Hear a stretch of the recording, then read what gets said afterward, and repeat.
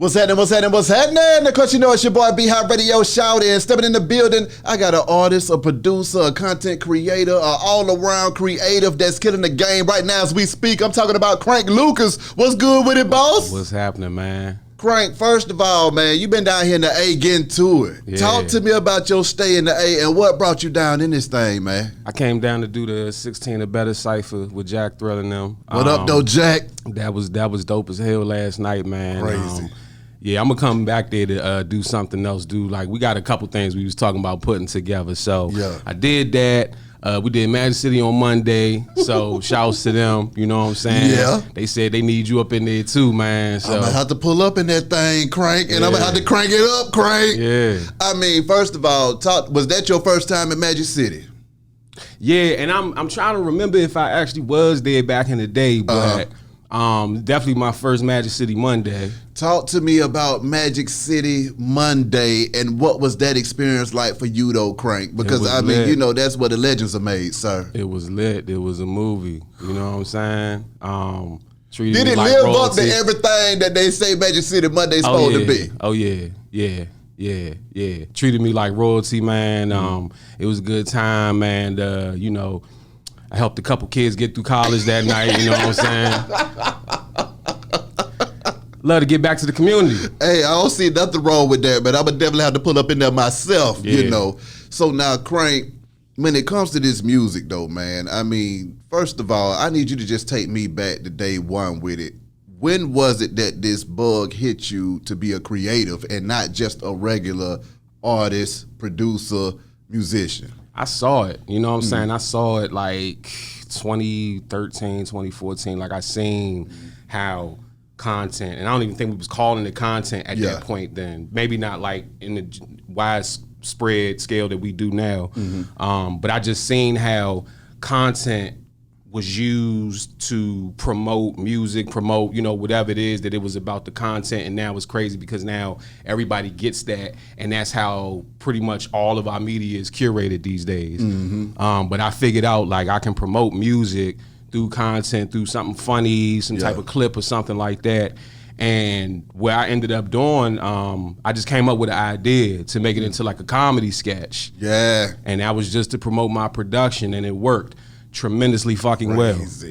Talk to me when you started coming with those sketches, man, and they started going viral, though. I mean, the evolution of rap and all of that stuff. Yeah. Break that down to me. I mean, honestly, like I did a couple videos here and there. And some of them, you know, got a couple views and stuff. Because before that, I was reproducing beats. Okay. So I kind of had a name behind that online. And then I started doing like little videos here and there. But the actual first comedy sketch that I did, I think 300,000 views overnight. And that was a Sunday. And then that Wednesday, I put up another video, and that did 1 million views overnight. And I said, oh, I'm not going to stop making videos. Facts. And this is maybe a month, 2 months after I worked my last job. My God. That I got fired from. That I felt, look, it was a good firing. I felt emancipated. They said, Bill want to talk to you. I said, I already know what time it is. Yeah. And I walked out, said, free. But I took that time to said, I'm going to make this shit work for me. I'm going to make sure my online presence. I didn't even know I was going to do sketches at that point. I just had an idea one day, and it worked. And here we are. Now we'll be high. Hey, talk to me though, Crank. What is the reception to your sketches though? Because I mean, I have been following this stuff for a long time, my damn self, okay? So I mean, when I think about Crank Lucas, first of all, you don't just be trying to be funny, you still be snapping with bars at the same time too. Now, it ain't no games being played. Right. So talk to me about just the reception of your audience and then other rappers in the community when they see your sketches. Definitely the camaraderie is so dope. Like it's so much love and respect among, you know, from other artists. And that's crazy because, you know, especially like where we come from, you know, people are competitive. You got a lot of haters. You got a lot of that. And I don't get too much of that. I mean, of course, you always going to have haters, and there's always going to be people that don't like you or don't fuck with you, maybe just because people like you. That's right. You know what I'm saying? But it's definitely a lot of love and respect from fellow artists, people that's just even close to the industry. And and I get love all day in the streets. Like that, it's a cool feeling. Sometimes I just want to grab my chips and go. You know what I mean? But you gotta shake hands and kiss babies. Facts. I mean, you was just on stage going crazy with that boy Benny the Butcher, though, man. Yeah, man. Break that down to me, man. What up, though, Benny? What up, Benny? Man, look, I gotta give that all. Shouts to Mike D'Angelo, man. Mike D'Angelo put that together. Mike was on his way in there. I run into him. He like, yeah, I'm about to go fuck with Benny right now. I'm like, I bet I'm walking in with you. Yeah. You know what I'm saying? So we get in there. And I knew Benny followed me, but I didn't know how familiar he might have been with me. But he's like, yo, Crank Lucas, what's up? Woo. Like, nigga, please. You know we all know what's going on with Crank. Hey, look, I'm a humble dude. Yeah, you know what I'm saying? You. But once you get face to face, it's like the respect is there. You know what I'm saying? And DMV definitely showed him love that night, man. Definitely. Now, maneuvering in the A, 16 or better with my guy, Jack Thriller. Yeah. I mean, what did you lay down in that thing, Crank? Man, y'all gonna have to wait to see, man. Man, look. Shouts to Proverb, Mully Man, Rich Nelson, Rick, who else was there? I can't even remember everybody's name, man. Like, everybody came with fire last night. Yeah. It was a dope ass event, dope ass situation. Shouts to Showbiz, man, because I think we all did like 2 verses each. Then I did a performance. Like, it was crazy. I can't wait till they release this. My God. So now, Crank, what I love about what you do, you ain't just trying to be funny. You also move the culture forward with what you got going on, man. So when we think about the evolution of hip hop, you actually show the changes in hip hop from the 80s to the 90s to the 2000s to what we got now. When you're doing that stuff, what's going through your mind at those times? Do you sit back and say, damn, this stuff done changed a whole lot? Or what happened to this time? And then also, what's your favorite era? I would say my favorite era is probably 90s, just because of the way that music, I mean, that's what resonates with me. Me too. I was born in 85, so I've seen 83. all these, you know what I mean? Yeah. So we've seen hip hop grow. Yeah. And it was very young back then. Yeah. It's all, to me, it's not even eras, it's just how it has flowed throughout the years, you know what I mean? When I'm doing these, I'm just thinking about, like, because it doesn't sound old to me. Yeah. Or don't sound dated. You know what I mean? I feel you. Like, it's amazing, and it makes me proud to see, like, how far the culture has came. Yeah. Even though a lot of people that prefer the older eras of the 80s and the 90s might not necessarily like what's going on today, but it's like, that's what it's about. That's what it's supposed to be. Yeah. You know what I mean? Tulsa Race Massacre, man. Bars. Yeah. You got on that thing and snap, brethren. I mean, what was it like telling that story and just hitting folks with the Black history at the same time? It was painful. Ooh. It was painful. I think the most challenging part was making sure that I put enough details in it, because I still had to rap it and rhyme it. So taking that and turning it into poetry, that was the most, and not so much challenging, but just I want to make sure I do get certain details in there. You got to do it justice. Certain things. Yeah, you know what I mean? The only thing I didn't do was actually go out there to film it. Ooh, that would have been crazy as hell too. What was the reception to that song though, man? People was like, yo, thank you for telling us this. Thank you for dropping this truth. You know, I didn't even know that this happened. And then you see people in the comments like, yeah, and talk about the movement, and talk about this, and talk about this. Like, this happens so freaking much that I would have to make a whole anthology to rap about all that shit. You know what I'm saying? Crazy. What was it that made you go there though, Crank? Because you ain't have to go there. I didn't. I one day read the story of what had actually happened. Like, most people just knew, like, yeah, some whites had went into the Greenwood district of Tulsa, Oklahoma, and burnt the shit down, but not why or what the backstory and everything was. Yeah. And once I read it, actually saw it, I felt it. Yeah. And I said, yo, I think this would be a great movie to make. But until I can do that, I can make it a great song. Yeah. And I actually put it out for Black History Month. But May came around, and that was the 100-year anniversary of it. So I re-released it around that time, and everything just lined up. Now, also as a producer though, Joyner Lucas, y'all Y'all got crazy on that wheel, man. Yeah, man. First of all, when you produce a track, did you know that he was coming with the wheel on that thing, or was it just a case of, hey, Joyner, I know you can rap, here go a track? I had no idea, man. I had no idea what he was going to do. All I knew was that the track was called Will. You know what I'm saying? Yeah. When it came out, that's when I said, oh, okay. Oh, you did a tribute to Will. Oh, okay. All right, that's cool. Oh, and you made a video to it. Oh, all right. Thank you. A week later, I get a phone call from some Cali number. Pick it up. He's like, yo, it's Lucas. What's good?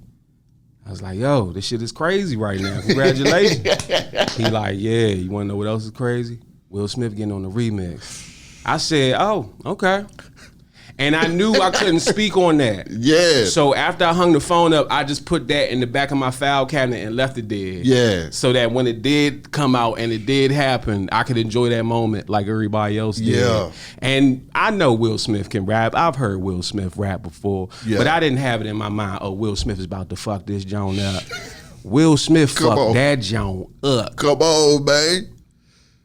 Crank, for you, as a creative, I mean, is that one of those highlights right there when you have a smash with that boy Joyner, and then you turn back around and one of the GOATs, one of the biggest, people that we got out here in the game gets on there and jams right along with him. It's like you said, it moves the culture forward. Exactly.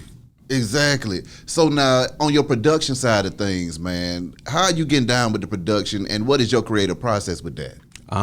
Shit, man. I hear stuff because I produce so many different styles, so it's just a matter of what I'm feeling at the time. If I feel like I'm doing some trap shit, or okay, maybe I might feel like doing some hip hop shit. I'm trying to work on more R&B stuff because my R&B shit is crazy. I haven't been working on it as much because I focus mostly on rap. You know what I'm saying? And then also I'm working on my own project right now, so a lot of my production been going to me first, but. When I come back out here, like I'm coming with 857 beats. Ooh. Coming back every last one I'm getting sold. Okay, so now your project that you working on, man, what is this creative process for this? What do we need to be expecting from this thing, Crank? Man, listen, I'm taking my knowledge and my skills and my style, my swag, my old nigga-ness. Yeah. And putting it on top of this motherfucking some hard shit for the streets, man.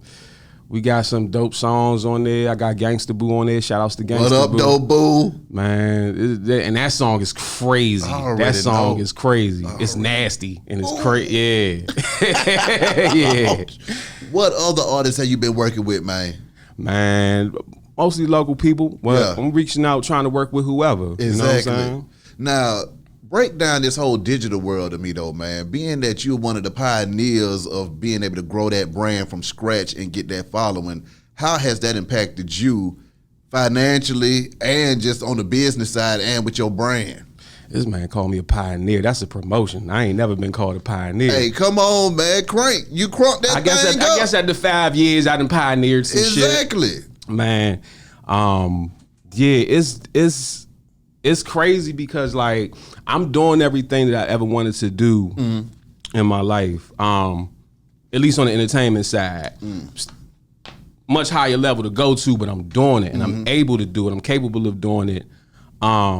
Never would have thought social media influencer would have been on that list because there was no such thing back then. Exactly. And just seeing now that, no, you control the media, you control the narrative, and let people decide to subscribe to you and come directly to you for your content instead of having to rely on cable or whatever the case may be, which is still works and it's still prominent. But I say after like our generation, it's probably not going to be, because we was that last generation. So after we done, maybe like the next 50, 60 years, it's going to be all just this tiny computer in your pocket. Come on. You know what I mean? Because one of the things that I like to say about that, just even with this whole new generation and social media and stuff like that, you your own radio station. Right. You your own television station. So, I mean, it's kind of difficult for people to suppress Crank Lucas because Crank got his own following and his own audience that he can just hit every 5 minutes, however you want to do it. You can work them, you can chill out, you can go in, whatever the hell you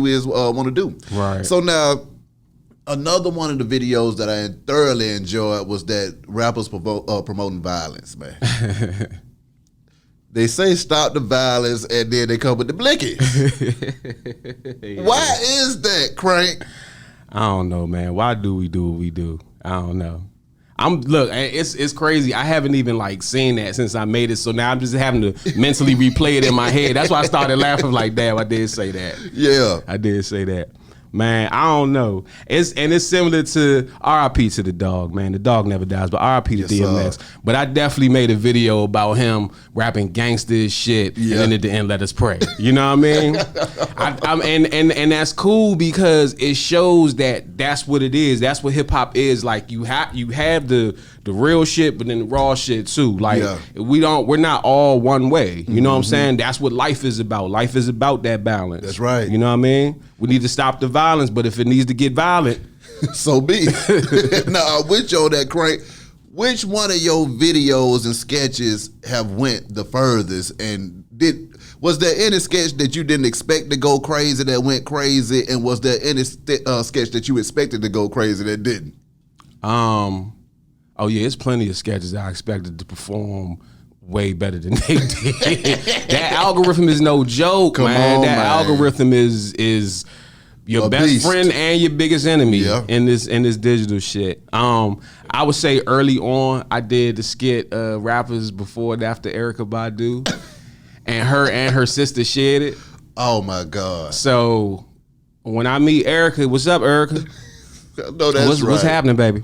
She one of the best to ever do it as well. What is that like when you get that kind of respect and love from some of the GOATs in the game and they share your content and say, hey, man, I'm enjoying this? It's humbling, man. It's like, good. This is doing what it's supposed to do. Mm-hmm. And this is because I read something today. I read something that said, of course, you know, try to think about where you want to be 3 to 5 years from now. A lot of people don't realize that whatever situation they're in it because of decisions they made 3 to 5 years ago. Thanks. So 5 years ago, when I made that decision that I'm gonna make it work this way, and to see it just all come to fruition is beautiful.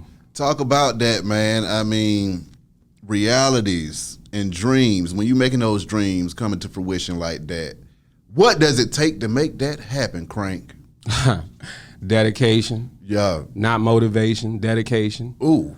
Cause I don't always feel like doing this shit, you know what I'm saying? I feel But I'm dedicated to it, and with the dedication comes the consistency, the creativity, and it's definitely a lot you got to learn behind it. You know what I mean? You got to learn how to take the success, how to take people's criticisms and things of that nature, how to deal on the business side. You know what I mean? Because it's a lot of paperwork, so now you kind of running in the corporate circles a little bit. You know what I mean? It's so many elements that comes with it, but I'm just a down to earth dude. You know what I'm saying? I put God first, and I know that I'm making good decisions. Yeah. And I just keep it that way, and I've been blessed. Honestly, a lot of it is blessings. You know what I'm saying? I have been blessed. Cause there's a lot of I've had to sacrifice a lot. I've had like my roadblocks and speed bumps and things of that nature, but it could have been way harder. It could have been way worse. I'm happy that I was able to kind of build this thing the way that I did, the way that I saw years ago. And when people that I do follow, I do fuck with, or you know what I mean, like even you, like I'm a fan. I love what you're doing. Thank you, man. Thank you. You know, when y'all welcome me with open arms, I'm like, this is what it's supposed to be about. Exactly. This is who we are. You know what I mean? Facts. And the people that's not in that position, that's because they're not acting in accordance with. Yeah. You ain't never lied, Crank. During those times that you might have felt like you were facing obstructions or obstacles and stuff like that, what was it that you did to overcome them and keep you dedicated to the mission? I don't know. I just always had a positive attitude that this is just temporary. Like, stuff is going to be all right. You know what I mean? Of course, if you in a situation, I'll tell you one thing. I think a lot of people kind of get to this point, like early 30s, you realize everything that's wrong in your life is your fault and your responsibility only. And also, let me jump in here, Crank. You realize that it's your fault and your responsibility, but then you say, oh shit, I ain't got that many young, energetic years left like I had at 21. I done fucked up 10 of these motherfuckers running on a treadmill. I got to make something happen. But back on you. The beautiful thing is, like, at least with men, like 35 is really when you start anyway. Yeah. And now I have that mindset, like 40 to 60 is your best years. Yeah. So I can't wait. That's right. So I'm getting myself in shape, staying healthy as much as possible. You know what I'm saying? I'm with you, Crank. And we gonna ride these motherfucking next 2 decades out, man. Facts. What has social media and this digital content afforded you that kind of blew your mind? Or what places has it taken you that you just couldn't believe, man? It's beautiful, man. Like I said, it opens up a lot of doors. It's easier for me to kind of like curate things, like especially in the community. If we want to do some type of community events or we want to do something, I'm able to say, okay, well, here's my platform, here's what I have, and here's some leverage that I can bring to the table. Yeah. Even with police and shit, police presses out, I'm like, look me up, bro, because I want you to see who I am and understand I'm not out here doing no fuck shit. I'm not out here, you know what I mean? Like, I got important stuff going on. Even police be recognizing me, which is... It'd be crazy. They enjoy the damn thing, too. They enjoy it, too. That DMV, man. Break down the hip-hop and culture out there. Well, the thing in the DMV is, like, our main music is go-go music. Yeah, you know what I'm saying? We've always had rappers. We've always had rap. But go-go is the main thing. And that's such a DMV thing. I mean, it's go-go bands out here. Yeah. It's go-go bands, I think, on the West Coast. So go-go has grown, but it's such a DC thing that even coming up as a rapper and not even a musical artist, because singers, we got singers for days, you know what I'm saying? But coming up as a rapper, it's like we have that local hip hop scene, but you're battling against, not really battling against go-go, but that's just, you know, the main music. So from a cultural perspective, it's almost like two sides. And even when we merge go-go and rap together, that's what my question was gonna be. Yeah. So, you know, Tone P, shout out to Tone P. Tone P did a lot of that, did a lot of production for Wale back in the day with that whole situation. We actually just did a record. Me, Tone P, Will the Rapper, and Light Show. I forgot the name of the record already off the top of my head. We just shot the video for it. That'll be out soon, so y'all be on the lookout for that soon. But yeah, like it's such a proud culture of what we have in the DMV, especially musically. We're all musicians. Yeah. You know what I mean? So just when you rap or when you do anything musical, being able to merge the go-go into that, being able to merge just DC culture, period, into whatever style of music you do is really important to us. Because that was what my thought process was. I think about New Orleans with the bounce music and how Manny came in there and merged that into regular hip-hop and changed the game. So, I mean, when it comes to Crank, are you cranking up that go-go in the middle of your hip-hop? How are you doing this, man? I throw it in there a little bit, and the thing about go-go is because go-go is live instrumentation and it has such a distinctive sound that me merging it, like we do it, but it's like a way that you kind of do it to where, okay, this is go-go, but go-go still go-go. And we're going to be working with a lot more bands too, as far as like just putting out music with actual bands behind me. That's definitely next up on the list. I can dig it. So now, lastly, Crank, this project that's about to come up, man, what do we need to be expecting from this thing, boss? Man, hopefully, well, you can expect bars. You can expect bars. You can I'm here for that. We got some dope music. I got some good vibes on this project. The production is crazy. Like this shit is gonna be dope. I'm tying all the strings together, but we're gonna have a good message on this one. Yeah. Anything you want to let your fans know, and how can these folks contact you, man? Man, y'all can contact me. YouTube, Facebook, Instagram at Crank Lucas, CrankLucas. Booking info, you can email me bookingcranklucas@gmail.com. Be on the lookout for the new project coming soon. Currently out right now is our single Up Up featuring Ethan Spalding. And Truces featuring Kane is Able. So y'all make sure y'all stream that on all streaming music platforms. I can't wait to see what 2022 is about to be, man. This is about to be crazy. Move it time. Crank, my dog. Appreciate you coming through this thing, boss. Wish you number the best and much success. Be High Radio shouted. Crank Lucas. Holla at y'all in a minute, man. We gone.